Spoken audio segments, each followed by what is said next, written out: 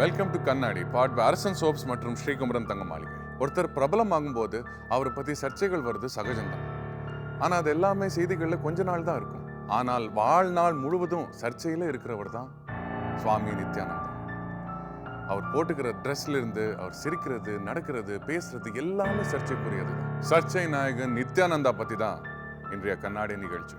தினம் ஒரு கெட்டப்ப போட்டுட்டு ஜில் ஜில்னு வந்து உட்காந்து இது இவ்வளத்துக்கு நடுவுலையும் இருக்குது. முடிஞ்சுக்கிறேன், நீ ஏன் வைரீர முடிஞ்சாச்சு, நீயும் ஜாலியா இருந்துக்கோ, வேணாம் நான் சொன்ன. புறம்போக்கையெல்லாம் பயமுறுத்த முடியாது, அதை நன்னா தெரிஞ்சுக்கணும். இந்த பாரு, நான் ஒரு புறம்போக்கு, என்னை யாரும் உரிமை கொண்டாட விட மாட்டேன். இந்த நகைச்சுவை வீடியோக்கள் எல்லாம் சமீபத்தில் நித்யானந்தாவின் அதிகாரப்பூர்வ இணையதளத்தால் வெளியிடப்பட்டவை. இதில் நித்யானந்தா இவ்வளவு சிரிப்போடு பதில் சொல்வது வேறு யாருக்கும் அல்ல, பிள்ளைகளை தேடி பரிதவிப்போடு இருக்கும் பெற்றோருக்கும் காவல்துறைக்கும் மீடியாவுக்கும் தான். நேரடியான எந்த விளக்கமும் இல்லை, அலட்சியமான நகைச்சுவை நையாண்டிதான் பெரும்பாலும். யாரோ ஒருத்தர் எழுதியிருந்தாங்க, ஒன்று மட்டும், நெருப்பாத்துல நீத்தி, நெருப்பாத்துல நீந்தி ஜெயிச்சவர்ரா நித்தி அப்படின்னு. நெருப்பு ஆறா பொங்கி ஆது மலையா நின்னது தான் அண்ணாமலை. நெருப்பாத்துல நீந்தனவர் இல்லையா, நெருப்பு ஆறே இவரு தான் ஐயா. காவல்துறையும் நீதித்துறையும் நித்யானந்தா எங்கே இருக்கிறார் என்று கேள்வி எழுப்பிக் கொண்டிருக்க, அது பற்றி எனக்கென்ன என்ற தோரணையில் மிக அலட்சியமாக தினமும் வீடியோக்களை வெளியிட்டுக் கொண்டிருக்கிறார் நித்யானந்தா. இந்த நேரத்திலையும் உட்காந்து நக்கல் பண்ணிட்டு சிரிச்சிட்டு இருக்கிறதுக்கு நம்மளால தாண்டா முடியும். இன்டர்போல் உதவியுடன் நித்யானந்தாவை கண்டுபிடிக்க சொல்லி நீதிமன்றம் உத்தரவு இட்ட போதும் நித்யானந்தாவிடம் எந்த தயக்கமோ மாறுதலோ இல்லை. முன்பை விட பல மடங்கு தோரணையாக இருக்கிறார் நித்யானந்தா. நித்திடா பிராண்டே தாங்கிறது தான், என்ன வேணாலும் ஸ்டடியா நிப்பாரு. காலம் காலமாக நித்யானந்தா மேல் சொல்லப்படும் புகார்கள் எல்லாம் வெளியிலிருந்து எழுப்பப்படுவதில்லை, அவரின் உடன் இருப்பவர்களாலேயே எழுப்பப்படுகின்றன. அந்த வகையில் சமீபத்தில் நித்யானந்தா மீது சொல்லப்பட்டிருக்கும் குற்றச்சாட்டும் அவருக்கு மிக மிக நெருக்கமான நபர்களாலேயே வைக்கப்பட்டிருக்கு. புகார் சொல்பவர்கள் கூட மீடியாக்களில் பயந்து பயந்துதான் பேசுகிறார்கள். ஆனால் நித்யானந்தா எதற்கும் அசரவில்லை. தன் ட்ரேட்மார்க் சிரிப்புடனே அவற்றை எதிர்கொள்கிறார். டவுட்டை கிரியேட் பண்ண நம்ம ஆளுங்க மாதிரி முடியாதப்பா. நீ என்ன வேணா சொல்லு, நம்ம ஆளுங்க உங்ககிட்ட இல்லையா, எங்கிட்ட எனக்கே டவுட்டை கிரியேட் பண்ணிட்டாங்க. நகைச்சுவை, எகத்தாளம், கிண்டல், கேலி என நித்யானந்தாவின் ஆன்மீக வழி தனி வழி. நடிகர் வடிவேல் சமீப காலமாக நடிக்காத குறையை தீர்த்து வைத்துக் கொண்டிருக்கிறார் நித்யானந்தா என்றுதான் பலர் சொல்கிறார்கள். நித்யானந்தாவின் பெரும்பாலான உடல் மொழியும் பல சமயங்களில் வடிவேலுவைப் போலத்தான் இருக்கிறது. நித்யானந்தாவின் கதவுகளை திறந்தால் காற்றை விட சிரிப்பு சத்தம்தான் அதிகம் வருகிறது. நான் என்னடா பண்றது இப்போ? இத வெளியில சொல்லாமலும் இருக்க முடியல, சொல்லவும் முடியல. பார்த்த உடனே எல்லாவற்றையும் மறந்து சிரிப்பை வரவழைத்துவிடும் இப்படியான அபூர்வ முகம் கோடிகளில் ஒரு சிலருக்கே வாய்க்கப் பெற்றிருக்கும். அப்படியான அதிசய பிறவி நித்யானந்தா. எல்லோரையும் சிரிக்க வைத்த பின்தான் அவர் பேச்சே தொடங்குகிறது. நகைச்சுவையாக மட்டுமில்லை, நித்யானந்தா சீரியஸாக பேசினாலும் அதில் சிரிப்புக்கு பஞ்சம் இருக்காது. பேச்சுக்கே இப்படி என்றால் அவர் காட்டும் கிராபிக்ஸ் சாகசங்களை சொல்லவே வேண்டாம், பரவசமடைய செய்துவிடும்.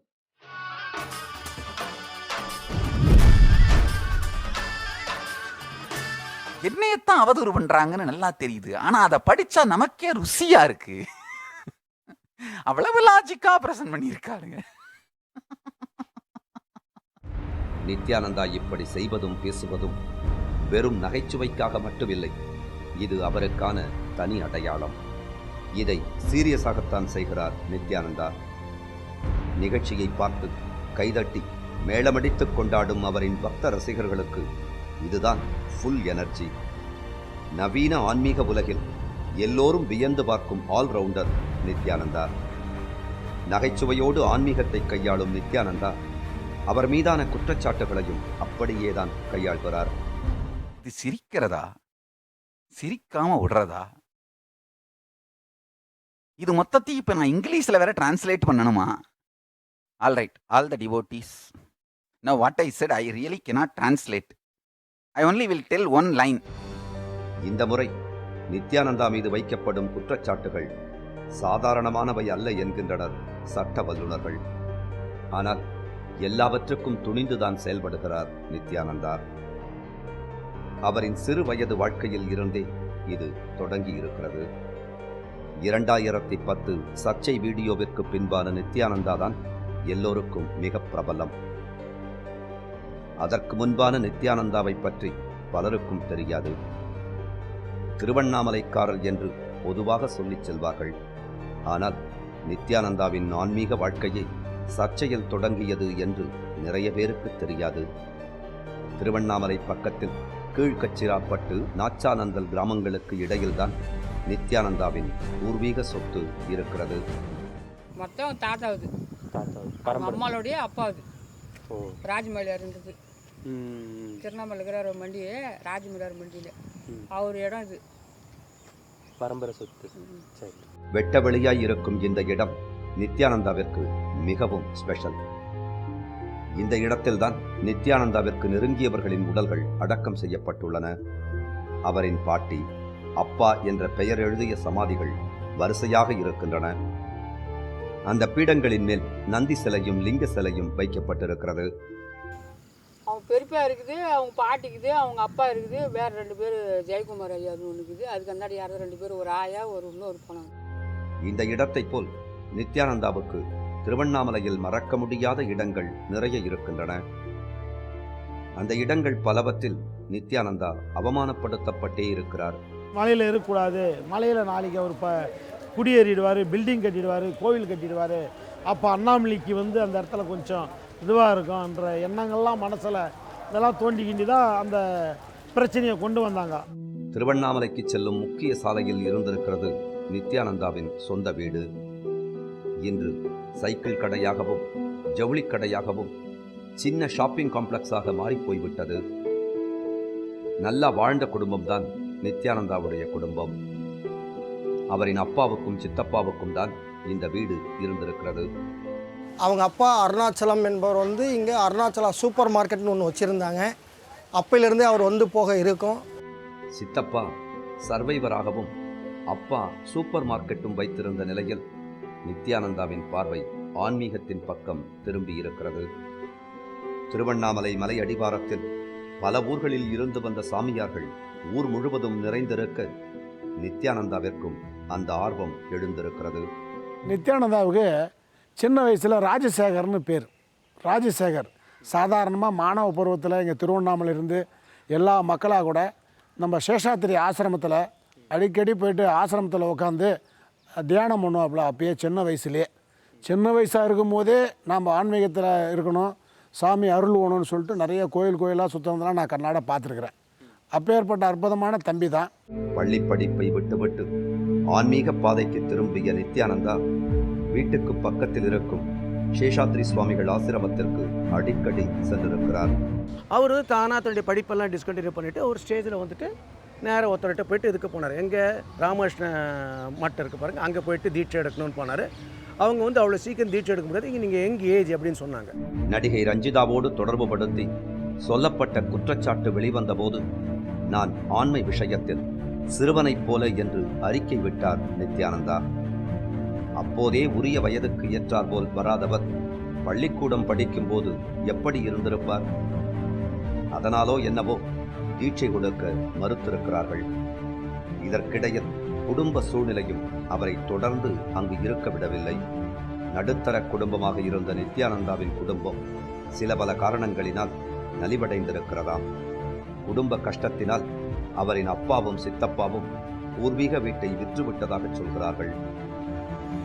எதிர்காலத்தில் கடவுளாக போகிறவருக்கு எந்த சலுகையும் கொடுக்காமல் குடும்ப சூழ்நிலையும் காலமும் அவரை பாடாய்படுத்தி இருக்கிறது. லாரியில் மண்பாடி லாரியெல்லாம் கூட மெக்கானிக்கலாக கூட சின்ன வயசில் இருந்தார். கடவுளாக இருந்து உலகிற்கு ஆசி வழங்கப் போகிறவர் எத்தனை காலம்தான் மெக்கானிக்காக இருப்பது? மீண்டும் ஆன்மீக பாதைக்கு திரும்பி இருக்கிறார் நித்யானந்தா. திருவண்ணாமலை பவழக்குன்று மலையில் இருந்த ஒரு மாதர்கள் ஆசிரமத்திற்கும் போயிருக்கிறார். அந்த ஆசிரமம்தான் அவர் வாழ்வில் முக்கியமானதாகியது. மாதர் சங்கத்தினுடைய தலைவி குப்பம்மா அவங்க தான் வந்து அங்கே மேலே ஒரு ஆசிரமம் கட்டினாங்க.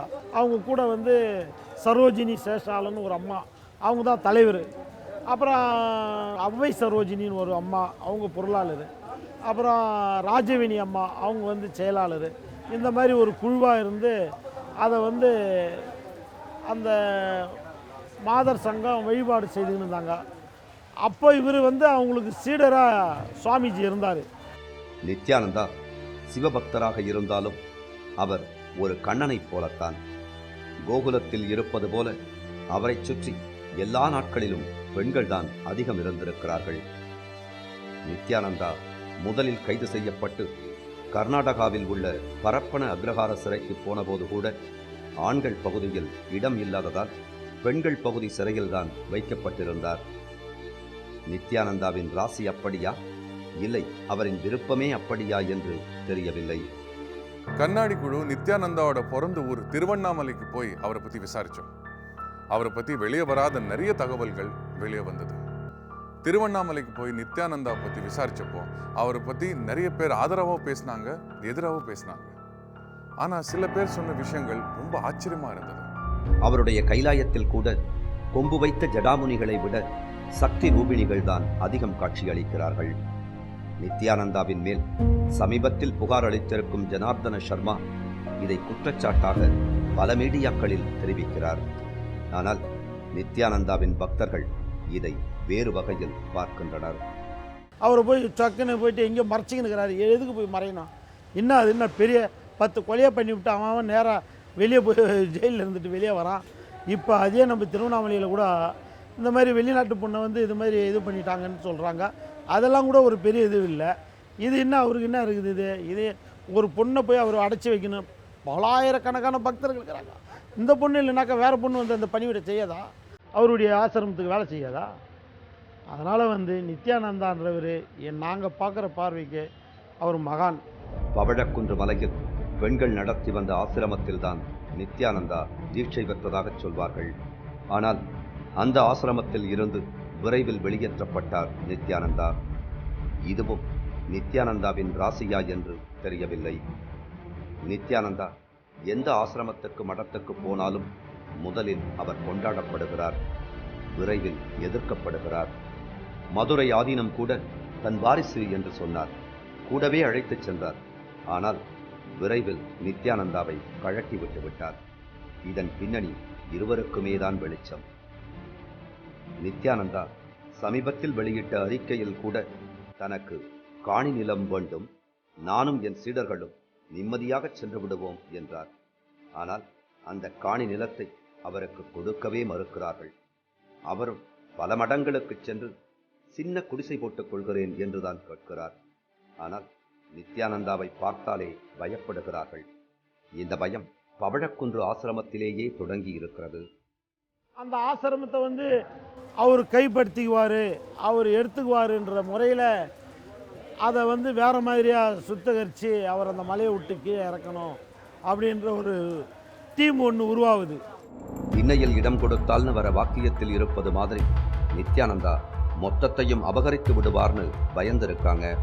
ஆனால் இங்கிருந்து அனுப்பப்பட்டாலும் அதன் பின்னர் நித்யானந்தா பல மலைகளை சாய்த்தார். இதன் பின்னான நித்யானந்தாவின் வளர்ச்சி ஆச்சரியமானது. இன்றளவும் அவரின் பழைய புகைப்படத்தை போட்டு இவரா இப்படி என்று வியப்பவர்கள் ஏராளம். பெங்களூருவில் ஆசிரமம் தொடங்கிய பின் நித்யானந்தா அசுர வளர்ச்சி கண்டார். அவருடைய தெய்வீகத்தன்மை, அவருடைய ஸ்பீச்சு தெய்வம் இருக்குதா இல்லையாங்கிற காட்டிலையும் ஒருத்தருடைய ஸ்பீச்சு, ஒருத்தருடைய நடிப்பு மக்களை கவரப்படுது. ஆனால் நடிகருக்கு எப்படி கவரப்படுதோ அந்த மாதிரி ஒரு ஸ்பீச் கவரப்பட்டனால தான் மிகப்பெரிய கோடீஸ்வரர்களில் இருந்து வெளிநாட்டில் இருந்து நிறைய பேர் வந்தாங்க. இதை மறுப்பதற்கு இல்லை. தினமும் நிறைய சாமியார்கள் உருவாகிறார்கள். ஆனால் எல்லோரும் வளர்ந்து விடுவது இல்லை. ஆனால் நித்யானந்தா 10 வருட இடைவெளிக்குள் பெரும் வளர்ச்சியை கண்டார். அவரின் பேச்சு மாயாஜாலத்தை நிகழ்த்தியது. 2008 நித்யானந்தா கோவையில் உள்ள பெண்கள் கல்லூரியில் மாணவிகளிடம் தவறாக நடந்ததாக முதல் சர்ச்சை வந்தது. ஆனால் சர்ச்சைகள் உடனே காணாமல் போனது. பலர் நித்யானந்தாவின் மேல் பக்தி கொண்டு வந்தார்கள். கோவில்களை விட்டு நித்யானந்தாவை நோக்கி சென்றார்கள் பலர். அப்படி நித்யானந்தாவிடம் சென்றவர்தான் நடிகை ரஞ்சிதா. இதன் பின் நடந்த சர்ச்சை எல்லோரும் அறிந்தது. ஆனால் அவரின் பக்தர்கள் அதை வேறு மாதிரி பார்க்கிறார்கள். அப்புறம் தான் அது ஒரு சின்ன ஒரு டவுட்டாக நான் எடை போட்டேன்.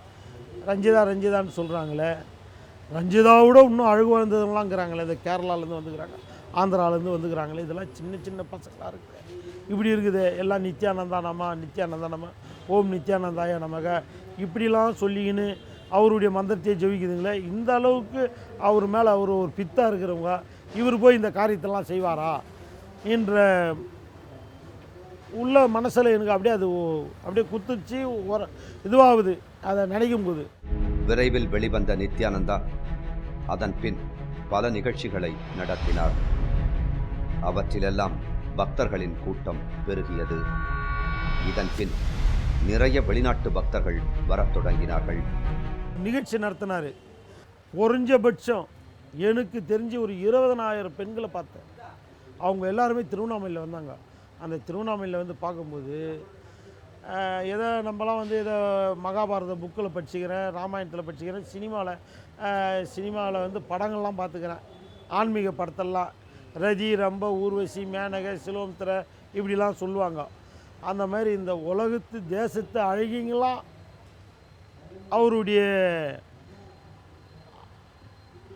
அவருடைய மகிமையோ அவருடைய சக்தியோ தெரியாது.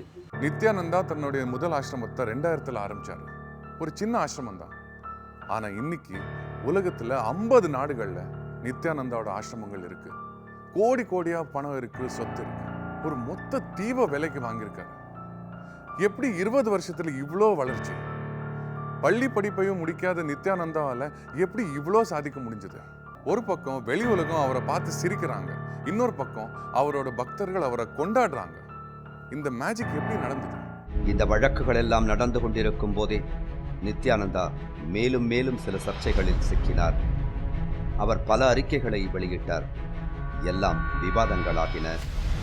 அவரை பற்றி வந்த எதிர்மறை கருத்துகளையும் நித்யானந்தா விரும்பியதாகவே அவரின் பக்தர்கள் சொல்லுகிறார்கள். எதிர்க்கலான்னாக்கா இப்போ எல்லாருக்கும் பார்த்தீங்கன்னா எல்லாரையும் பிடிக்கும்னு சொல்ல முடியாது. ஒருத்தருக்கு எப்போவுமே ஒரு கிரிட்டிக் ஒருத்தர் இருப்பாங்க, உங்களுக்கு ஒரு எதிரின்னு ஒருத்தர் இருப்பாங்க. அப்போ தான் நீங்கள் வாழ்க்கையில் வளர முடியும்.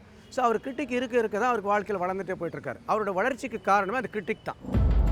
விமர்சனங்கள் வர வர நித்யானந்தாவின் வளர்ச்சியும் அதிகரித்தது. பிரச்சனைகள் பெருகினாலும் நித்யானந்தா சிரிக்க வைக்க தவறவே இல்லை. அவ்வப்போது அவர் சமூகத்தை மகிழ்வித்துக் கொண்டே இருந்தார். குண்டலினி யோகம் சொல்லிக் கொடுத்து பக்தர்களை உயரத்தில் குதிக்க வைத்தார். விதவிதமான சாகசங்கள் நடத்தி கொண்டே இருந்தார். நித்யானந்தா பேசுவதெல்லாம் சமூகத்திலும் பேசுபொருளானது. We are going to have bulls and cows which will talk to you very clearly, legitimately in Sanskrit and Tamil. தினமும் விதவிதமான கெட்டப்புகளில் வர ஆரம்பித்தார் Nithyananda.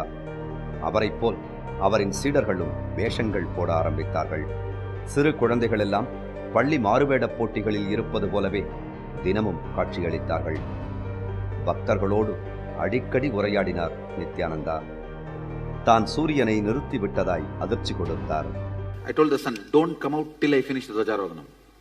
And today 40 minutes sunrise late. See the Biddi sunrise time today. See, there's a Google thing, there's a website where the sunrise time is supposed to be time and actual time is recorded. Today will be 40 minutes late. நித்யானந்தாவின் எல்லா பேச்சுகளையும் எந்த எதிர்ப்பும் இன்றி கொண்டாடி தீர்த்தார்கள் நித்யானந்தாவின் சீடர்கள். நித்யானந்தாவின் பேச்சைப் போல அதுவும் அபூர்வமாக இருந்தது. அப்படியான சீடராக அவரை இதயத்தில் வைத்து கொண்டாடியவர்கள்தான் ஜனார்தன சர்மாவும் சாராவும். பாடி ஸ்கேன் பண்ணிட்டீங்களா? உங்க பொண்ணுகிட்ட பண்ண சொன்ன பண்ணிட்டீங்களா? I said, இல்ல சுவாமிஜி, போய் பண்ணிக்கோங்க. Then they came out. My first daughter and second daughter, they came out, they saw. And then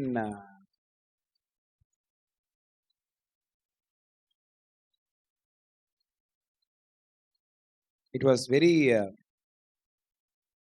they saw that in this area, the heart area, they saw the blue light where Swamiji is there here. In this, he is holding my. நித்யானந்தாவை எவ்வளவுக்கு எவ்வளவு கொண்டாடினார்களோ அவ்வளவுக்கு அவ்வளவு அவரை திட்டித் தீர்க்கிறார்கள். அவர்களின் பாதிப்பு அவ்வளவு இருந்திருக்கிறது. அதனாலேயே மிகப்பெரிய குற்றச்சாட்டை முன்வைக்கிறார்கள் இருவரும். அதன் பின் பல இடங்களில் இருந்து நித்யானந்தாவின் மேல் புகார்கள் வந்த வண்ணம் இருக்கின்றன. இந்த அடுக்கடுக்கான குற்றச்சாட்டுகளுக்கு எந்த பதிலும் சொல்லாமல் தலைமறைவாகி இருக்கிறார் நித்யானந்தா. அவர் தனக்கென தனிநாடு அமைத்துக் கொள்ள இருப்பதாய் சொல்லப்படுகிறது. அப்படி இருந்தால் நித்யானந்தாவை கைது செய்ய முடியுமா? அவரின் தனி நாடு எப்படி இருக்கும்? காலங்காலமா நித்யானந்தா மேல நிறைய புகார்கள் வந்திருக்கு. ஆனா சமீபத்தில் புகார் கொடுத்தவங்க தான் சாரா ஸ்டெஃபனி லாண்ட்ரி. இவங்க நித்யானந்தாக்கு ரொம்ப நெருக்கமானவங்க. இவங்க புகார் கொடுத்ததுக்கு அப்புறமா தான் நிறைய பேர் அடுக்கடுக்கா புகார் கொடுக்க ஆரம்பிச்சாங்க. பாலியல் குற்றச்சாட்டு, கொலை குற்றச்சாட்டு, சிறுவர்களை கடத்துறது, இந்த மாதிரியான நிறைய குற்றச்சாட்டுகள் வர ஆரம்பிச்சது. ஆனா எதுக்குமே அழட்டிக்காம நித்யானந்தா எப்பவும் போல வீடியோஸ் வெளியிட்டுட்டே இருக்காங்க. ஆனா அவர் எங்க இருக்காருன்னு தான் யாருக்குமே தெரியல. எங்க இருக்காரு நித்யானந்தா?